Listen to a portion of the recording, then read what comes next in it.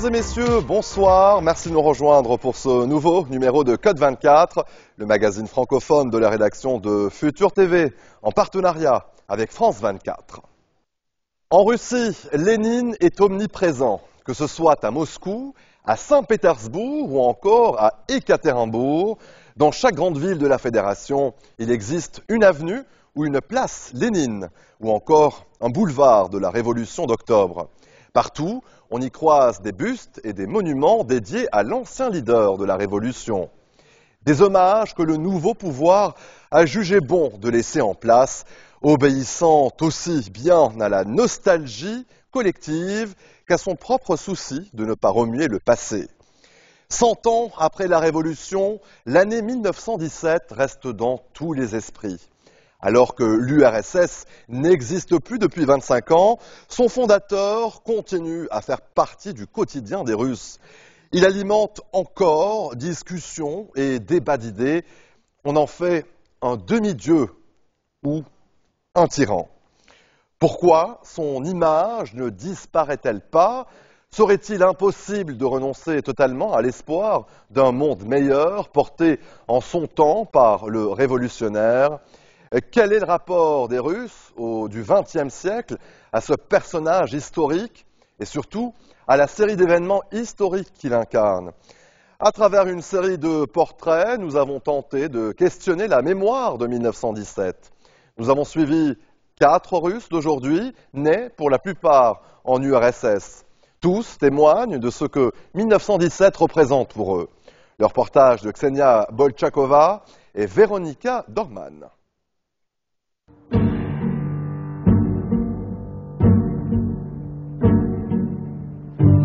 1917, janvier. Révolte et grève ouvrière éclatent à Petrograd. Février, mutinerie, heure mortelle. Soldats et ouvriers forment les premiers soviets. Mars, le tsar Nicolas II abdique. Octobre, les bolcheviks prennent le contrôle de la capitale. 1917, une année qui a profondément marqué les Russes. Une année synonyme de Révolution, дикость, Exode. Tragédie для всей страны. 100 ans sont passés, et si l'Union soviétique n'existe plus, la révolution et l'État qu'elle a engendré sont toujours dans les esprits. Dans le paysage, ses traces imposantes. Et partout, à travers le pays, ses statues qui semblent indéboulonnables.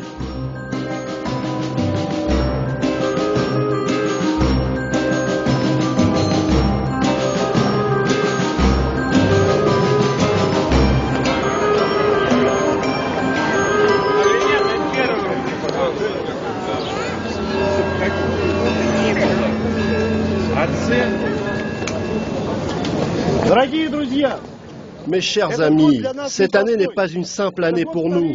C'est l'année du centenaire de la grande révolution russe, grâce à laquelle notre pays est connu dans le monde entier. Nous rendons hommage à la mémoire de l'homme qui a su la mener à bien, qui a fait que nous vivons non seulement avec l'espoir, mais aussi la certitude que cet avenir radieux adviendra. Vladimir Ilitch Lénine. Lénine, dont la momie repose encore dans ce mausolée de granit noir. Si beaucoup de Russes souhaitent le voir enterré, le pouvoir se garde bien de le faire pour ne pas heurter les communistes qui restent une force politique importante. Lénine, un symbole de mémoire nationale et des histoires familiales qui ont bercé les enfances russes. Je suis René Armand, je suis écrivain, documentariste et je suis la petite nièce d'Inès Armand. Sur la place rouge, il n'y a pas que le mausolée. Tout au long des murs du Kremlin, une nécropole où reposent dignitaires et héros du régime. Inès a fait partie des premières à être enterrée avec les honneurs sur la place rouge, une des premières femmes bolcheviques. Il avait été décidé à l'époque d'enterrer ici les plus grandes personnalités du parti, plus tard les grands scientifiques. Même Gagarine est enterrée ici. Et bien sûr, pour les familles, c'est un grand honneur. C'est la place rouge tout de même, le cœur de la Russie.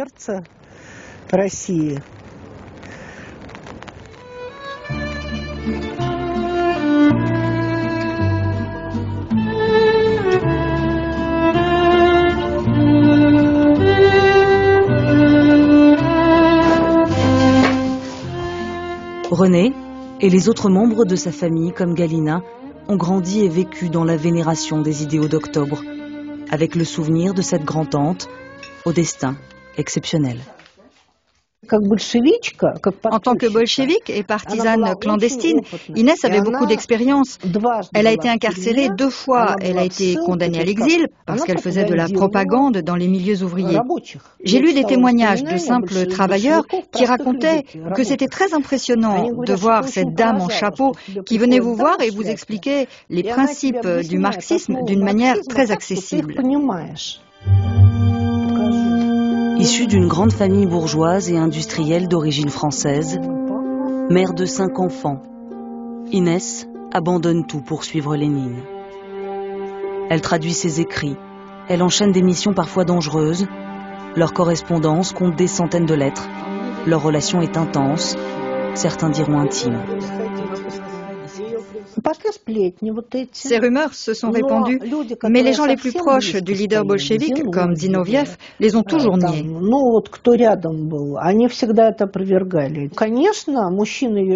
Bien sûr que l'homme de sa vie aurait dû être Lénine, un homme dévoué corps et âme à la révolution comme elle. Mais il y a cette lettre très connue d'Inès qui lui écrit « C'est ici que nous nous sommes quittés ». Et je pense qu'en fait, il y a eu un moment où tout se jouait, où ils allaient trancher, y aller ou reculer. Et Lénine a décidé qu'il ne pouvait pas se laisser aller à l'adultère.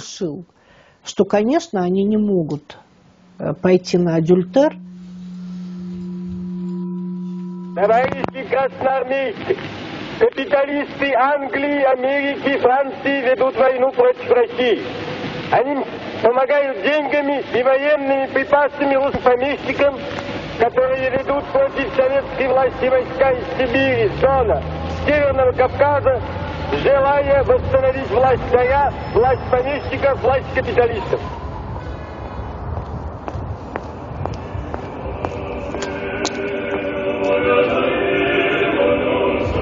100 ans après, une messe est consacrée aux officiers de l'armée blanche, morts pendant la guerre civile.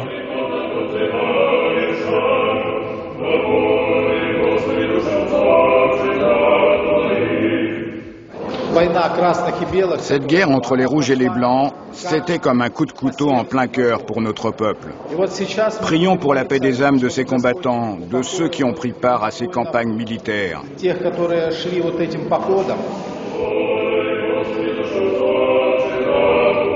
Je m'appelle Giorgio Sorgin, je suis issu d'une famille de l'immigration blanche qui a émigré en France, où je suis né en 1963.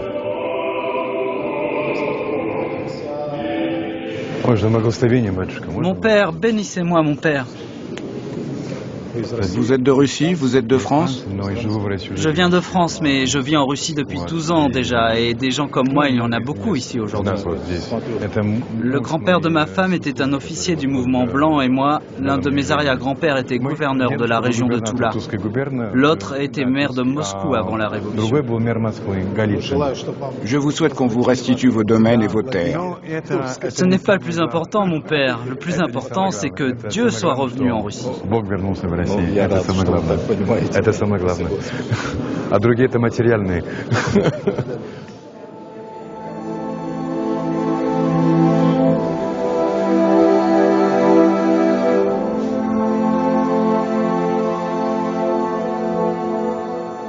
L'évêque qui est responsable de ce monastère a confié cette tour en fait qui existe dans le monastère pour qu'on puisse ouvrir une exposition en mémoire de beaucoup de Russes blancs qui ont quitté en fait la Russie en 1921 par Sébastopol. Donc via Sébastopol, il y a 120 bateaux qui sont partis, il y a 150 000 personnes qui ont quitté les rives de Sébastopol.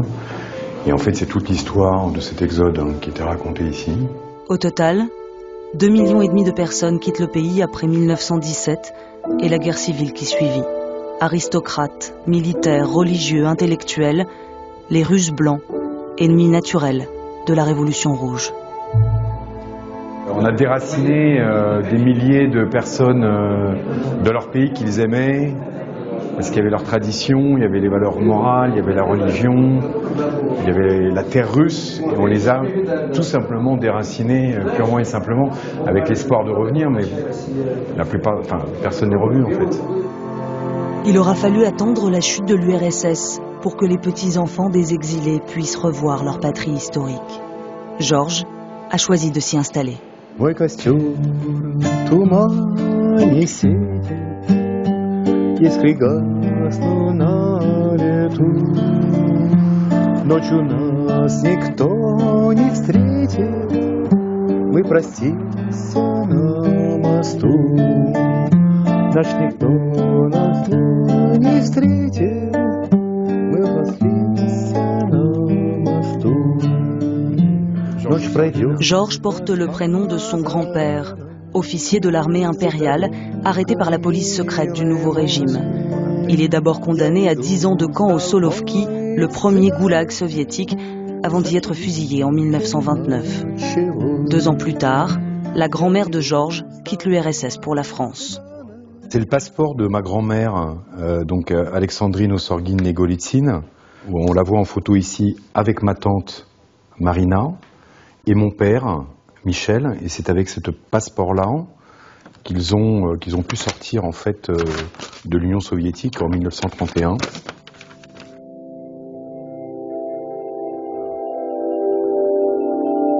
Ma grand-mère a fait une chose fabuleuse. Elle est partie avec très peu de choses, notamment avec sa fille et son fils, qui est mon père, mais elle a pris toutes les lettres que son mari lui a envoyées de prison. Et donc on a conservé toutes ces lettres, c'est un trésor phénoménal. Il y parle des conditions de vie dans le camp. Il dit son amour pour ses enfants qu'il ne verra pas grandir. Grâce à ses écrits et au dossier de son grand-père qu'il a pu récupérer aux archives du FSB, l'ex-KGB, Georges a reconstitué un morceau manquant de l'histoire familiale. Voilà, c'est ça la lettre qui a été retranscrite. À quel moment et dans quel contexte on vous a parlé de 17 et comment est-ce que c'était transmis chez vous quand vous étiez... Alors très honnêtement, tabou. On n'a jamais développé le sujet en fait, et même entre nous on n'en parlait pas. En fait on avait un bouquin d'histoire qui s'arrêtait au début de la Révolution quoi. C'est très étonnant, c'est qu'en fait nos arrière-grands-parents, et voire grands-parents aussi, je pense qu'ils ont vécu un moment tellement fort et tellement difficile je pense qu'ils ont souhaité nous protéger en fait de ça, de ce traumatisme. C'est un traumatisme qu'ils ont subi.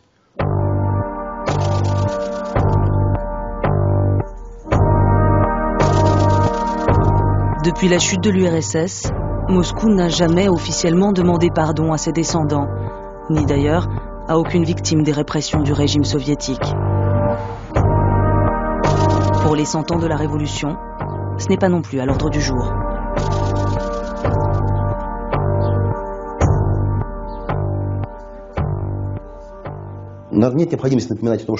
Pas besoin de rappeler que notre président Vladimir Poutine a expliqué que cette date pour nous n'est pas l'occasion de chercher des coupables.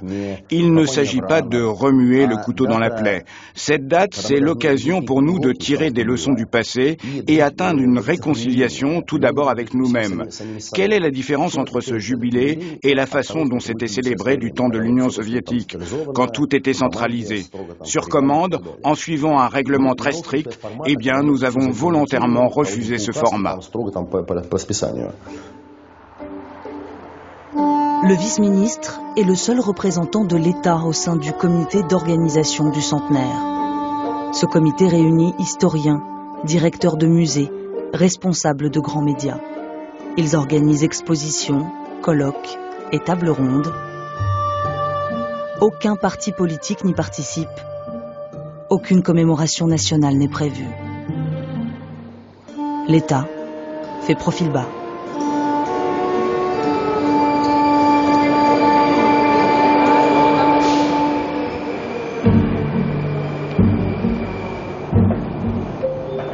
С одной стороны, D'un côté, il est impossible de ne pas inscrire le régime de Vladimir Poutine dans la continuité du régime soviétique, en tant que grande puissance, voire de superpuissance. De l'autre côté, toute révolution, c'est une catastrophe, un bouleversement. C'est la rupture de la continuité et de la tradition. Ce qui est perçu par le pouvoir actuel comme quelque chose de négatif et d'indésirable. C'est pourquoi il n'y a toujours pas de position concertée sur le sujet.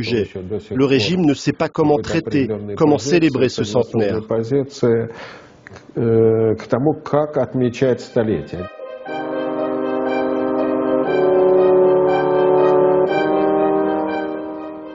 Allez, restez des nôtres. On se retrouve après cette très courte pause. À tout de suite.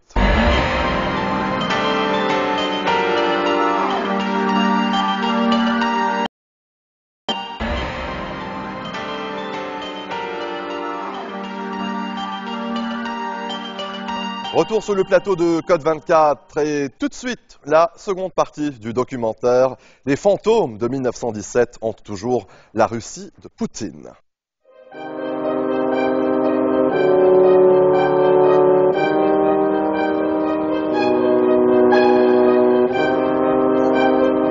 Société idéale, triomphe de la justice sociale, lendemain qui chante. Les mythes de 1917 ne sont plus inculqués dès la petite enfance. Les manuels d'histoire ont été réécrits.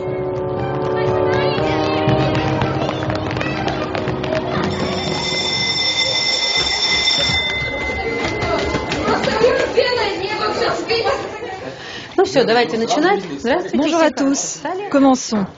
Levez-vous. Asseyez-vous.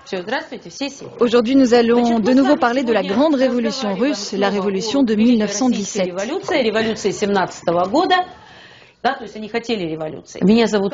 Je m'appelle Olga Okolova, je suis née en 1968 à Ekaterinbourg.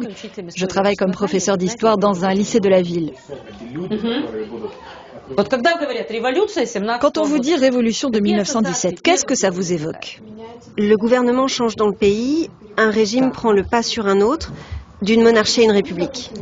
Oui, c'est bien ça, mais encore. La dictature du prolétariat? Oui, la dictature du prolétariat.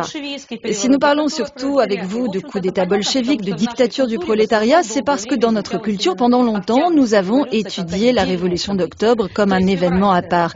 Février était considéré comme un prologue. C'est une période sur laquelle on revenait très peu en URSS. Et octobre, c'était la grande révolution socialiste d'octobre. Vos parents, vos grands-parents ont surtout appris cette histoire-là. Désormais, dans les programmes de terminale, on ne sépare plus février et octobre. On les étudie comme un seul et unique processus révolutionnaire. Moi, je pense que la révolution a été un pas important pour toute l'humanité. Il fallait en passer par le communisme, mais ça a surtout permis de montrer que le capitalisme, ça marche mieux. C'est une structure plus fiable. C'est l'exemple de ce qu'il ne fallait pas faire. Et pourquoi ? Parce qu'il y a eu trop de victimes et de sacrifices humains, une crise économique extrême, et ça a rendu possible d'autres guerres à l'échelle mondiale. Ça a eu des conséquences pour la planète entière. Dans le contexte actuel de globalisation et de menaces terroristes, si cette révolution avait lieu maintenant, elle serait encore plus terrible. Ses conséquences seraient beaucoup plus grandes que celles que nous avons eues il y a 100 ans.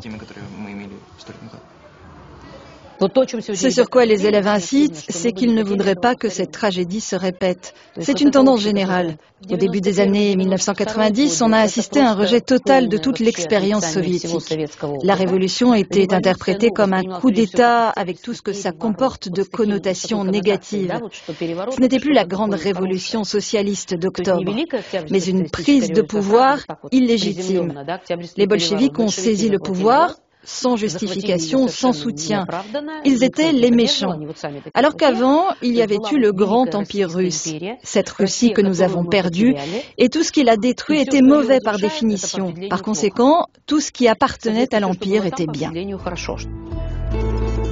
Dans la Russie de Vladimir Poutine, le passé impérial est largement réhabilité. Nouveau symbole d'Ekaterinbourg, l'église sur le sang versé. Cette cathédrale s'élève à la place de la maison Ipatiev, là où le tsar Nicolas II et sa famille ont été exécutés par les bolcheviks. Depuis, l'église orthodoxe les a élevés au rang de saints. Sur tous les murs, des icônes représentent ces nouveaux martyrs.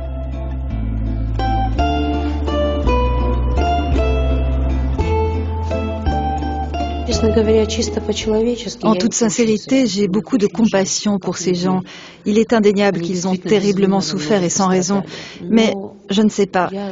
Si je comprends la canonisation de son fils, le tsarevitch Alexei, et des autres enfants, je ne suis pas d'accord avec celle de Nicolas II, car il ne s'est pas conduit comme un saint par bien des aspects.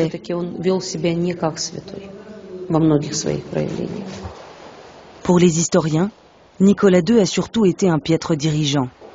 L'Église, elle, célèbre la mémoire d'un grand monarque. En réalité, c'est étrange, car en février 1917, beaucoup de membres du clergé se sont désolidarisés du tsar. Ils ont soutenu le gouvernement provisoire et n'ont absolument rien fait pour sauver la monarchie. Donc aujourd'hui, ça a des aspects douteux, mais ça doit être une façon pour l'Église de s'approprier l'histoire.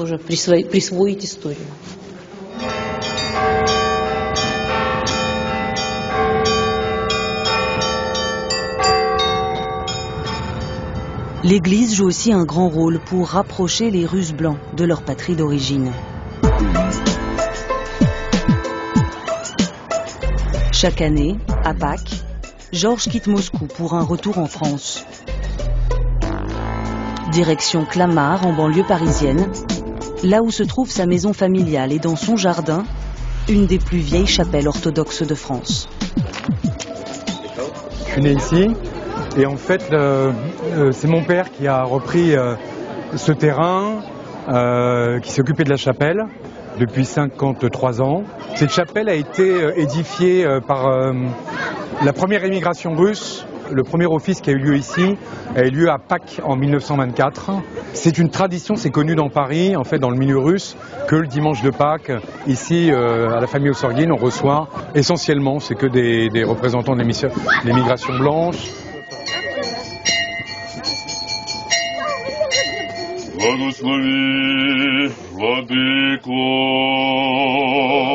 Durant la période soviétique, cette église coupe les ponts avec le patriarcat de Moscou, inféodé au régime. L'URSS n'étant plus, elle est revenue sous sa juridiction. Symbole fort, l'évêque qui célèbre ses vêpres vient de la nouvelle cathédrale russe, construite dans le centre de Paris.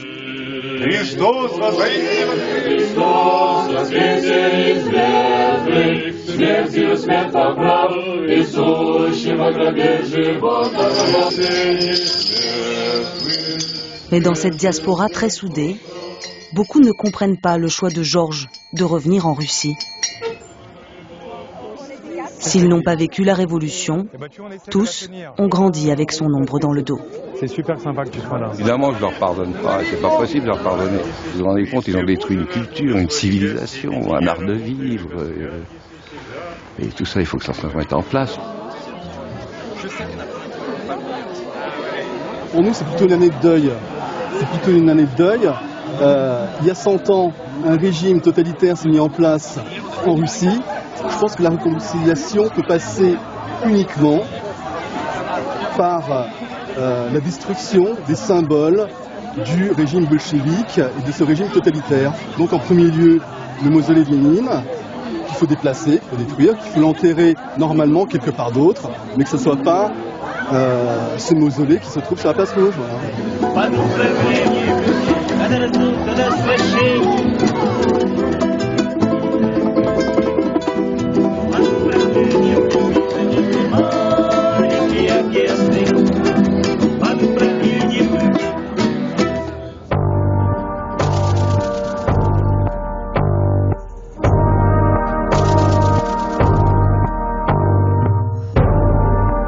Retour en Russie.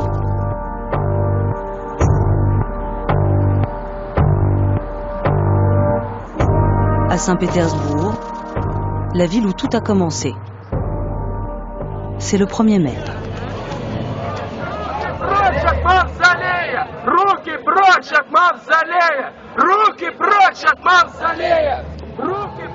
Молодец!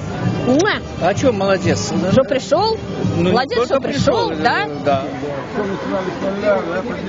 Ivanova!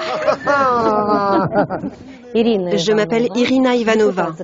Je suis députée de l'Assemblée locale de Saint-Pétersbourg pour le Parti communiste. Je suis née à Leningrad. В каком году мы с вами не родились? Родились мы в 17-м году. В каком году мы с вами не родились?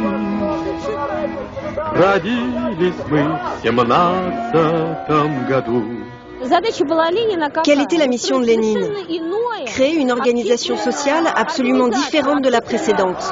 Un État juste, social. Et il a réussi à le faire. Lui seul a réussi. Et aujourd'hui, la dictature du prolétariat, c'est toujours notre objectif.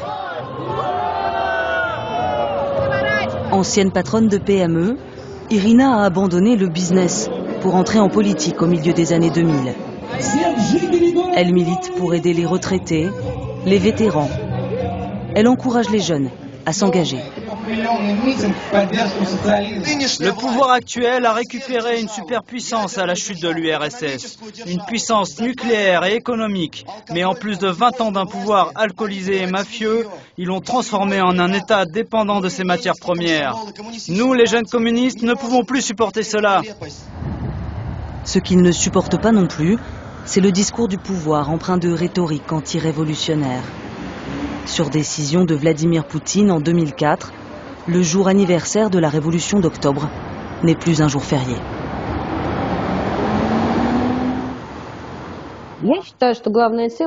Pour moi, le thème principal de ce centenaire, c'est le passage sous silence du centenaire, de la fête elle-même, parce qu'il y a un grand nombre de problèmes économiques et politiques dans notre pays. Et si ce thème était abordé trop en profondeur, les autorités risqueraient de se prendre un retour de bâton. Mais cette fête continuera d'exister. C'est impossible de l'effacer de nos mémoires. Elle existera encore de très longues années. Et les communistes sont les seuls à avoir prévu des célébrations d'envergure dans toutes les grandes villes russes. La grande révolution socialiste d'octobre s'est produite non pas parce que des radicaux ont pris le pouvoir, mais parce que la grande majorité des gens voulaient qu'elle se produise. Et cette majorité a célébré cette fête toute sa vie. Я строю замок на песке, я знаю все на грани срыва. René nous emmène sur les terres des Armands, où avant la Révolution, sa famille possédait usines textiles et grands domaines. On y trouve aussi un petit musée consacré à ces pionniers du capitalisme qui ont tout perdu en 1917. Непрочен и зыбуч фундамент, и насмехаются над нами. Tous les membres de ma famille disaient que la révolution était une bonne chose. Pour leur destin personnel, c'était même une chance. Sans ça, ils auraient tous fini dans le textile. Mais ils sont devenus scientifiques, peintres, écrivains, réalisateurs de cinéma. Je n'ai jamais entendu personne de ma famille dire « Quelle horreur, on nous a tout pris ». Mon père disait même « Dieu soit loué ». D'industriels bourgeois à intellectuels soviétiques, la famille de René a vécu les soubresauts d'un régime qu'ils ont d'abord souhaité et qui a fini par les décevoir. Si la révolution a engendré modernisation sociale et économique, elle a aussi donné naissance à la collectivisation forcée, à la terreur, au totalitarisme. Je pense que le gouvernement actuel, ou même l'Église, peut faire son mea culpa devant certaines choses. Mais moi, je ne réclame rien. Je ne suis pas revenu ici pour exiger quelque chose ou quoi que ce soit.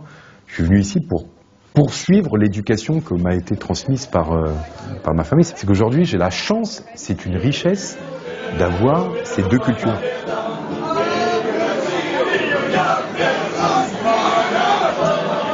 Georges et les autres descendants de Russes blancs rentrés au pays ont fait le choix de la tradition, faisant revivre ensemble celle que le régime bolchevique voulait anéantir.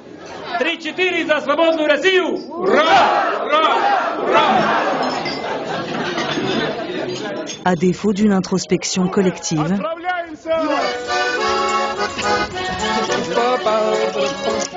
le pari d'une continuité où la révolution de 1917 ne serait qu'un accident de l'histoire.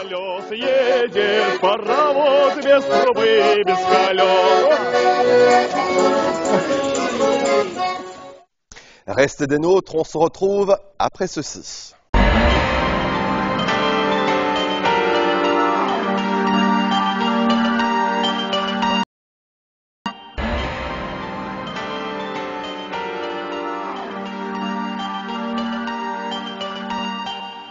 Retour sur le plateau de Code 24. Au Sénégal, une étude sur la pollution marine a été présentée fin 2017. Il s'agit d'une campagne menée sous l'impulsion de la société civile avec le soutien de l'Institut de recherche pour le développement, Greenpeace, de l'Institut Pasteur de Dakar ou encore du ministère de l'Environnement sénégalais. L'objectif, c'est d'alerter les autorités et le grand public sur le phénomène. Tous les prélèvements de l'étude indiquent en effet des traces de polluants en proportion variable. La presqu'île de Dakar est particulièrement vulnérable à la pollution marine.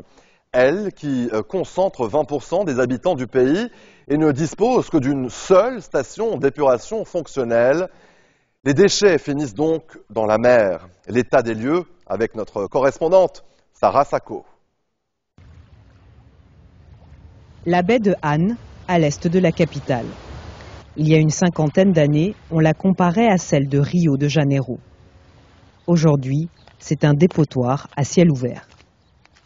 Les camions de ramassage des ordures n'arrivent pas à accéder à ce niveau. Donc c'est la raison pour laquelle les populations déversent les ordures directement dans la mer. Ousmane est océanographe. Il étudie la pollution marine. Les fosses septiques là, qui sont directement déversées dans la mer également, sans aucun pré-traitement également. Donc ce qui explique vraiment l'état actuel de la baie de Han. Les enfants souvent se baignent dans l'eau, alors que l'eau est complètement polluée, hors d'état, n'est-ce pas, de baignade.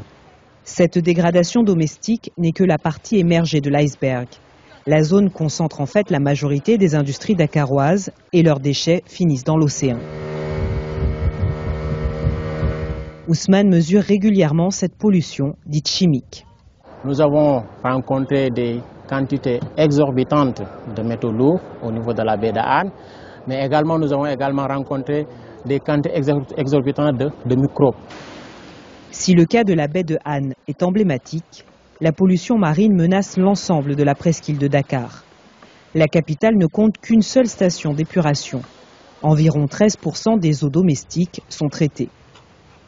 Entre pression démographique et problèmes d'assainissement, les canaux destinés à évacuer les eaux de pluie sont transformés en poubelles. Parmi ceux qui subissent déjà les conséquences de cette pollution, les pêcheurs. Nous sommes à Soumbédioune, l'un des principaux marchés aux poissons. Ceux qui rentrent de mer tiennent tous le même discours. Un bidon de 35 litres, ils ont dépensé beaucoup d'argent et vous voyez ce qu'ils ont rapporté. Je crois qu'avec ça, ils ne pourront pas s'en sortir. Le poisson se fait plus rare et s'éloigne des côtes. Et pour Issa Fall, pêcheur depuis plus de 30 ans, la pollution fait partie des facteurs en cause. Si vous plongez dans l'eau et qu'il y a des déchets plastiques, vous voyez, il y a des bruits que ça fait. Ces bruits-là sont en train de repousser les bancs de poissons. Pour les nurseries, ce sont des zones où les poissons viennent se reproduire. C'est là que viennent se déposer les ordures. Si le secteur de la pêche semble déjà touché, cela pourrait être à terme, si rien n'est fait, le cas du tourisme, selon les professionnels. Avec ses 700 km de côte et ses vagues, le Sénégal est connu des amateurs de surf. Oumar Sey est à la tête d'une des 8 écoles de Dakar. Il sélectionne désormais soigneusement les sites où il emmène ses élèves. On a fait 4 spots on ne peut plus surfer à cause de la pollution. Il y a des champignons, Après, j'ai opéré l'œil droite à cause d'une peau qui poussait à l'intérieur. Ça, c'est lié à la pollution. Parce que voilà, c'est les bactéries qu'on attrape dans l'eau. On espère éviter ce genre de drame. La pollution marine a fait l'objet d'une toute récente étude sous l'impulsion de la société civile, le projet Awatox. La campagne s'est intéressée, entre autres, au niveau de pollution microbiologique des eaux marines. Des prélèvements ont été effectués en 2016 sur différents sites par ce laboratoire au label international. On recherche en fait les bactéries qui sont des germes de contamination fécale. Autrement dit, des bactéries qui proviennent des eaux usées et des élevages agricoles et qui peuvent avoir des conséquences sur la santé. Nous avons effectivement des taux qui dépassent très largement les normes. Nous avons des zones, des sites qui sont massivement contaminés par ces pathogènes. Ces bactéries-là peuvent contaminer justement l'homme et entraîner des maladies. On peut avoir des maladies diarrhéiques ou alors d'autres maladies qui peuvent être graves en termes de santé publique. Retour sur la baie de Han, parmi les plus polluées du pays. C'est ici que doit être mené le plan phare du gouvernement en matière d'assainissement. La dépollution du site, attendue par les riverains depuis plusieurs années. Les autorités assurent que la mise en œuvre du projet est imminente. Au niveau de la baie de Han, nous avons un financement avec l'Agence française de développement qui va permettre de démarrer très rapidement un projet de dépollution. On en parle depuis 10 ans, vous me direz peut-être, mais je pense que là, nous sommes arrivés dans la phase de la mise en œuvre. Mais je pense que les populations ont également une responsabilité qui est très importante. Les populations, les régies domestiques qu'ils font. Donc, je pense qu'il y a un travail d'éducation, un travail d'explication. D'après les projections, la population sénégalaise pourrait atteindre 25 millions en 2035 contre 15 millions aujourd'hui. La croissance démographique s'accompagne d'une forte migration vers le littoral. Depuis 2014, l'Espagne connaît une période de sécheresse prolongée, peut-être même la pire depuis celle de 1995, selon un rapport de l'Organisation météorologique mondiale. L'une des conséquences de cette sécheresse, l'agonie du Tage, le plus long fleuve de la péninsule ibérique, 1000 km d'eau, qui parcourt l'Espagne et le Portugal, ou plutôt qui parcourait. Sécheresse, mais aussi, vous le verrez, politique de l'eau ou encore pollution. Le crépuscule du Tage, c'est un reportage de Mélina Huette. Il y a 30 ans, il y avait ici de l'eau à perte de vue. Au sol, désormais, une surface qui craque sous les pas. Le Tage est le plus long fleuve de la péninsule ibérique. Il est aujourd'hui à l'agonie. Francisco Pérez Torrecilla est le maire de Sacedón, une commune située sur les bords du fleuve à 100 km à l'est de Madrid. L'eau devrait arriver à peu près à la hauteur du viaduc. Le réservoir est à 9% de ses capacités totales environ. Décidés sous la dictature, en plein boom démographique, les grands travaux hydrauliques étaient censés fournir de l'électricité et de l'eau pour tous dans les régions alentours. Otro poblado nuevo y riente en las campiñas donde las fuentes inscriben su nota de frescor entre jardines floridos junto a las viviendas.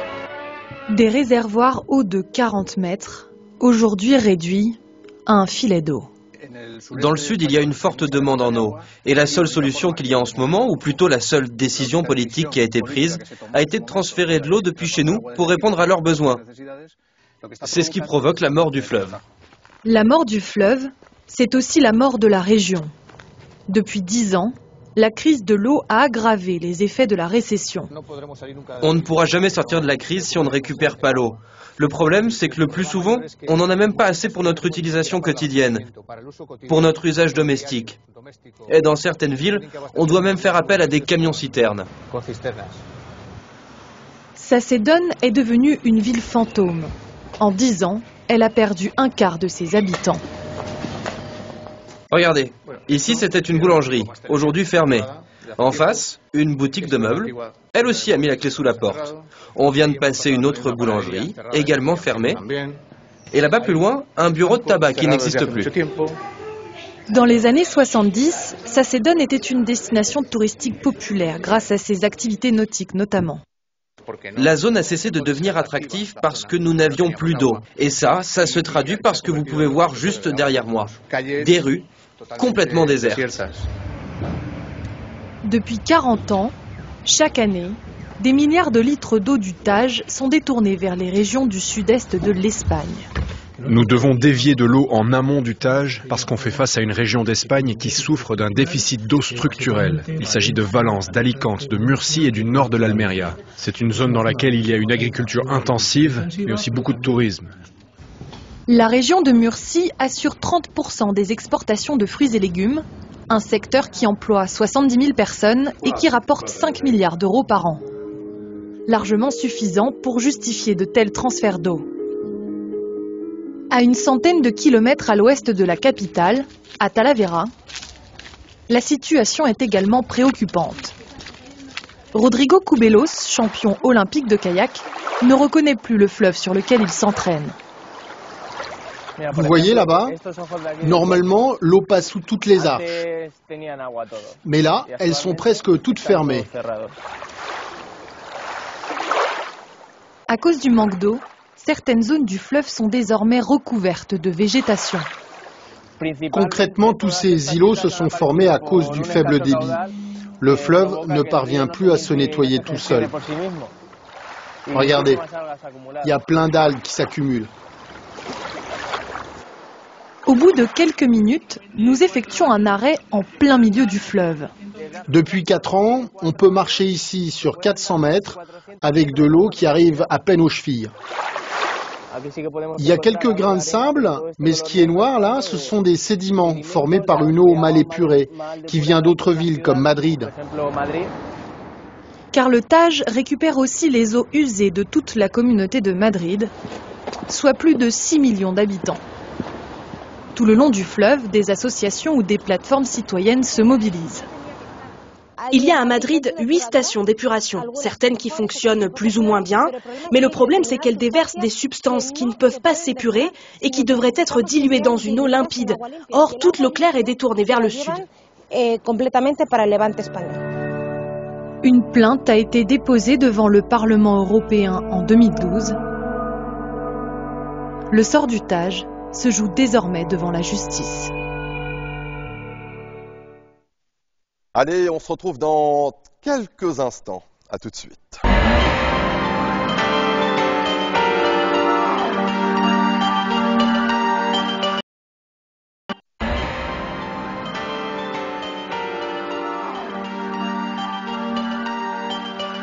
Retour sur le plateau de Côte 24, situé entre Sahel et Sahara. Agadez est depuis toujours au cœur des migrations. La ville nigérienne, qui accueillait autrefois les caravanes, est aujourd'hui l'un des principaux points de passage vers la Libye pour les migrants cherchant à rejoindre l'Europe. C'est ici qu'Emmanuel Macron envisage la création d'un centre de sélection où les demandeurs d'asile pourront faire leur démarche sans avoir à traverser la Méditerranée. À terme, 3000 réfugiés entendus dans ce centre et celui situé au Tchad devrait arriver en France. Mais la ville est en déclin. Autrefois, au lieu du tourisme dans la région, Agadez a perdu ses visiteurs avec la guerre au Sahel. Les conflits qui entourent le Niger et les groupes terroristes qui sévissent dans la région ont rendu la zone très dangereuse. Agadez peine à survivre face à cette crise de grande ampleur. Reportage signé Bastien Renouille et Élodie Cousin. Comme il l'a toujours fait, Ibrahim assiste au lever de soleil sur l'Aïr, une région désertique située sous le Sahara. Ce matin, le guide touristique se rend dans le village d'Azel, une oasis autrefois très prisée des Européens. Mais aujourd'hui, les chancelleries occidentales bannissent les visites dans la région à cause du terrorisme. Depuis 10 ans, les voyageurs ont disparu. Ibrahim va à la rencontre du chef du village avec qui il organisait autrefois des séjours. Ils ne comprennent pas pourquoi la zone est déconseillée. Il n'y a jamais de problème ici. Aucun terroriste, aucune violence, même pendant la rébellion des Touaregs en 2008. Ici, il n'y a pas de risque pour les touristes. Azelle a toujours été un endroit très calme. Faute de visiteurs, les habitants de l'oasis misent désormais sur l'agriculture. Et pour les rares touristes qui voudraient se déplacer dans le désert, une escorte policière payante est obligatoire. Les touristes n'aiment pas l'escorte du tout. Donc ils sont venus ici pour les vacances. Donc ils n'ont pas besoin de voir des armes avec eux, des gens en tenue avec eux. Agadez, chef-lieu de la région, réputée pour sa grande mosquée du XVIe siècle et son histoire, puisqu'elle accueillait autrefois les caravanes qui traversaient le désert. Ici aussi, les touristes ont disparu. Les boutiques d'artisanat ne font plus recette. La plupart des hôtels sont vides. L'économie s'est effondrée. Plus aucun avion ne relie directement la France à Agadez. Le calme semble régner sur la ville. Mais à la nuit tombée, une fois par semaine, un convoi particulier agite le désert. Encadré par des militaires, une vingtaine de véhicules venus du nord. Certains sont des migrants revenus de l'enfer libyen, d'autres des marchands venus vendre leur cargaison à Agadez. La crainte du terrorisme et du grand banditisme est omniprésente. Ils vont tous s'aligner derrière. Voilà, maintenant on procède à la prise. On ouvre tout ça là. Hé, ouvrez tout ça là. Faut faire descendre tout. On va voir. Épuisés, les visages marqués par plusieurs jours de traversée, il faudra quelques heures aux voyageurs pour défaire tous leurs bagages. Cette nuit, aucune arme n'est retrouvée dans le convoi, mais régulièrement des hommes sont arrêtés pour des trafics illicites. En premier lieu, celui d'êtres humains.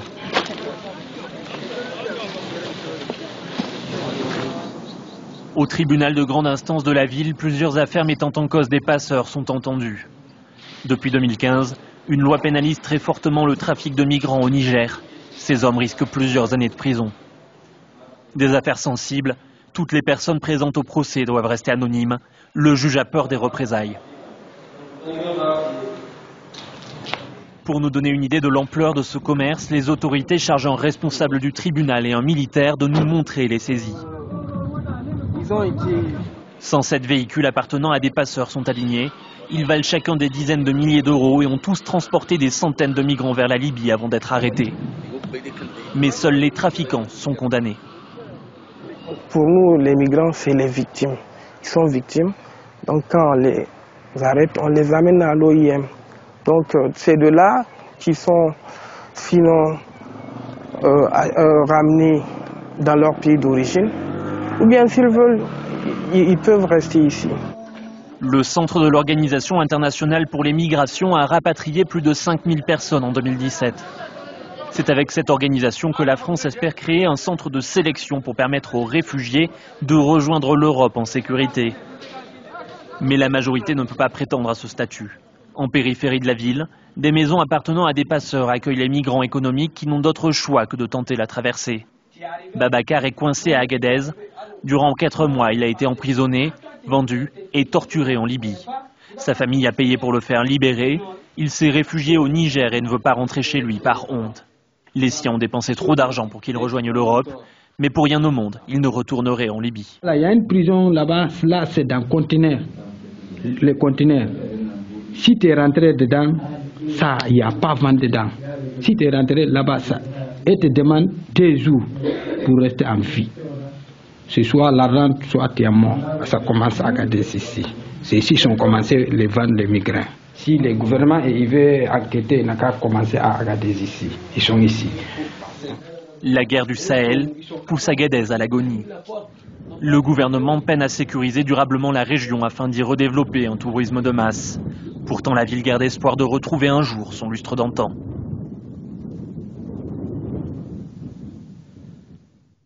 Coup de projecteur à présent sur les Cholot Quintley, une race de chiens qui attire beaucoup l'attention, non seulement en raison de son nom ultra payant au Scrabble et à peu près impossible à prononcer. Appelé aussi chien nu du Mexique, le Cholot Quintley ressemble un peu à une version canine des chats sphinx puisqu'il n'a des poils que sur la tête. Prix de vente, 2500 $. Le reportage de Laurence Cuvillier et Mathieu Comin. Lequel est le chien, lequel est la sculpture? Nous sommes dans les jardins du musée Dolores Olmedo à Mexico. Et les Xoloitzcuintles comptent parmi les antiquités qui attirent le plus de touristes. C'est comme si c'était une espèce déjà éteinte. Mais c'est bien qu'ils les élèvent ici. C'est un environnement tranquille et idéal pour les préserver. 11 cholos pure race, autant dire un précieux vivier pour ce chien aztèque, rare et délicat. Ils sont très fragiles de la peau et de la dentition. Je dois leur mettre de la crème solaire. Xoloitzcuintle, ça veut dire dans la langue aztèque chien ridé. Logique pour un chien sans poil. S'il fallait le rebaptiser aujourd'hui, on l'appellerait sans doute le miraculé. On l'a cru disparu à la fin du 19e siècle. Ce n'est que par hasard qu'une meute a été retrouvée dans l'ouest du Mexique dans les années 1950. Tous les cholos qui existent dans le monde aujourd'hui proviennent de cette centaine d'individus. Donc le problème, c'est la consanguinité. Ça a fait du mal à la race. Jorge est un passionné de cholos. Il les élève depuis 20 ans et les exporte dans le monde entier. Un cholo peut être vendu entre 1000 et 8000 € en fonction de la pureté de son sang. Et on se les arrache, en Russie, aux États-Unis et en Espagne. Ce chien, je l'envoie demain à Madrid. Mais c'est un business qui ne peut pas grandir parce que je ne trouve pas de chien d'autre lignée pour la reproduction. J'ai beau chercher, il n'y en a pas. Avec moins de 10 000 individus recensés et éparpillés aux 4 coins du monde, la survie de la race est plus qu'incertaine. Ils sont en train de s'éteindre alors qu'on commence à peine à les connaître. Raúl Valadez a pu retracer leur parcours. Ils seraient apparus il y a environ 2000 ans dans l'est du Mexique. Durant 500 ans, ils n'ont pas bougé de cette région. Puis, au fil des migrations humaines, de nouvelles lignées sont créées, et notamment vers le sud du continent. Le Xoloitzcuintle serait le père des 5 races de chiens sans poil qui existent au monde. Ce sont des animaux primitifs, et donc partager son espace avec un de ces chiens, c'est comme le partager avec un chien d'il y a 5000, 7000 ou 10 000 ans. Craintifs, affectueux et joueurs, les cholos sont aussi utilisés dans la médecine traditionnelle pour soulager grâce à la chaleur de leur corps l'arthrite ou les rhumatismes. Alors, prêt à partager votre quotidien avec un vestige sur pattes ? Et c'est ainsi que s'achève cette édition. Merci à vous tous de nous avoir reçus chez vous. Très bonne suite de programmes sur notre antenne. Je vous dis à la semaine prochaine.